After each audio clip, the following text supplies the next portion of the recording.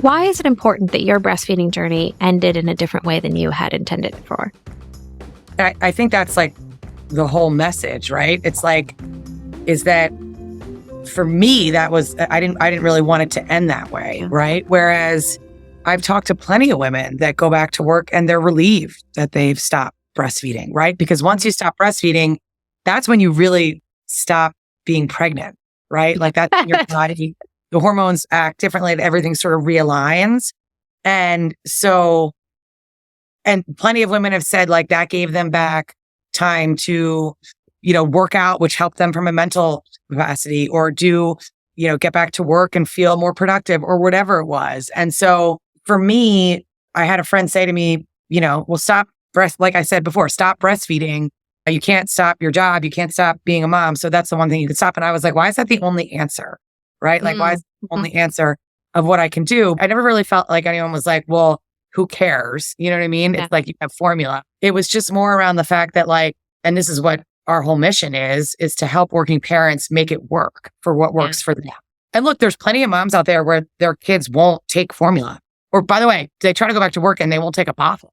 Right? There's a whole nother host of issues that you have to introduce there. So it's added layers of things, that you're not ready to deal with in terms of like logistics and planning, and formula is expensive too. And so it's just a lot of, I don't even know if I answered the question. Yes, you answered the question. I really appreciate the way in which you answered the question, both from your personal experience and from like the broader context of nursing moms, nursing parents. Tell us a little bit about starting this company with your husband, with your partner, and its goal. What are you hoping to accomplish? Yeah, absolutely. So we thought of it years ago. I mean, my youngest is turning 7, so I was breastfeeding him and pumping 6 years ago, and really had like a light bulb moment during the last stages of pumping at work. And then also, really helping real estate stakeholders design space and understand the regulations around it. And always was saying, there's got to be a better way to do this. There's got to be a better way to do this. And so, told my husband about the idea, and he was like, oh my God, yes, totally needed. He saw me washing parts. He helped wash parts. He helped figure all that out. And so we basically started coming up with the idea. And what the idea originally encompassed was a hospital grade multi-user pump. So it's the strongest, the quickest, most efficient way to pull milk.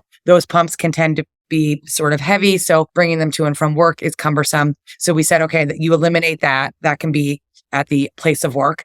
And then our parts come pre-assembled, pre-sterilized, ready for immediate use, so that when the woman comes to work, she brings absolutely nothing with her at all in order to pump. That eliminates the setup at home, the setup at work, the breakdown at home. There's no cleaning in between each use. And basically it's an employee amenity paid for completely by the employer. However, as the idea evolved and we did all of our research and development with engineers, and we met with thousands of HR folks and real estate stakeholders and facilities providers, we realized that what employers were yearning for was even more, right? They said, okay, look, which was actually a very pleasant surprise. Most employers were like, we know we need to do this. We would like to do it the right way. We don't think we're doing it the right way. We don't know what happens in the room. Can you tell us what happened? Can you be the expert service for us that sort of tells us what we should do within the room? So we are the turnkey solution, meaning that we come in, we advise the employer on their place of real estate. We then say, okay, your setup should look like this. It can include, up to a chair, a storage unit for the parts, a fridge if needed, a cart with the pump, a recycling bin,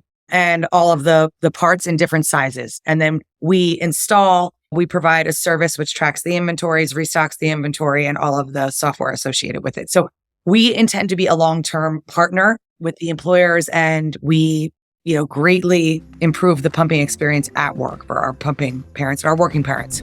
Hi, I hope you loved this little excerpt of Stork'd, the podcast where we talk about all things family building and families. This was a little taste of the bigger episode. We call it a Stork'd Munchkin. If you love what you heard, I highly encourage you to check out the full episode wherever you listen to podcasts. You can also find it on the Stork'd website at storkdpodcast.com. If you're in the process of building your own family or exploring what family means to you, and you want to stay up to date on all relevant topics related to family building, don't forget to subscribe to our newsletter. It's called Let's Start a Family, and it is found on Substack.